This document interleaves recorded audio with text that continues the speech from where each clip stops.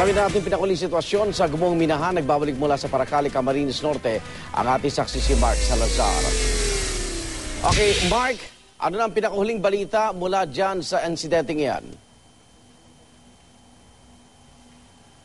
Igan, nagpapatuloy ang retrieval operation, if I may use the word retrieval operation, hindi ng otoridad kundi ng mga kapwa minero rin nila, no, para hanapin yung mga kasamahan nilang na-trap sa, ang sinasabi ay 7 butas daw na pinagmiminahan sa tabing dagat dito sa Paracale. Hindi rin natin malaman kung ano ang ituturing itong rescue o retrieval sapagkat itong kanilang operation dito ay hindi sanctioned ng gobyerno. Ito'y kani-kanila lamang na sariling inisyatibo para sa kanilang mga kasamahan. Hanggang sa mga oras ito'y nagpapatuloy sila sa paghahanda at kung saan didesisyon na nila, Arnold, kung aling butas ba ang una nilang papasukin sapagkat yung aming pinuntahang site, merong isang butas na di umano'y 3, ang kasamahan nilang nandoon. Meron namang isang butas, Arnold, na sinasabi nila ay 12 raw, nasa 10 to 12 daw yung kanilang tansya na kasamahan nilang hindi nakalabas. At talagang sketchy sapagkat sa mga minero lamang na napakatipid sumagot at mainit ang mata sa amin,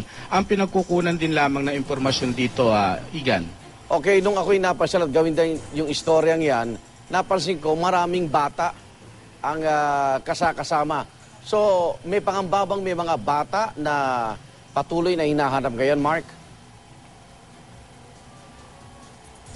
Totoo yan, Igan, dito parang tila kultura, no, bata pa lang tinitrain ka ng lumubog, gumamit ng compressor para magmina, at hindi malayo yan. Pero ang problema natin dito, Arnold, wala ka talagang pagkukunan kasi ng profile ng mga kasamahan nila sapagkat nung pumunta nga kami sa isang site, sa isang butas na ongoing yung retrieval operation nila, bigla nagpulasa nung makita may camera. Marahil siguro dahil alam din naman nila na bawal yung operasyon na yun, yung maliit na industriya ng kanilang pagbimina. Kaya talagang napakahirap kumuha ng impormasyon kung sino-sino yung naandoon, anong mga edad nila. Okay, yung paggamit ba ng dinamita para gumawa ng panibagong hukay o ano itong bakit kailangan magpasabog sila diyan? Pagkakaslay na sa ilalim, may nakikita silang tipak halimbawa ng batot.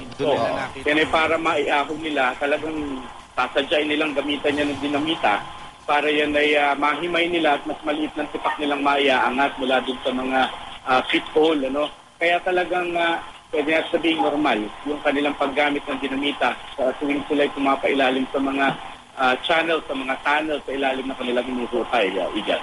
Maraming salamat, Mark Salazar. Nagulat po live mula sa Paracale, Camarines Norte.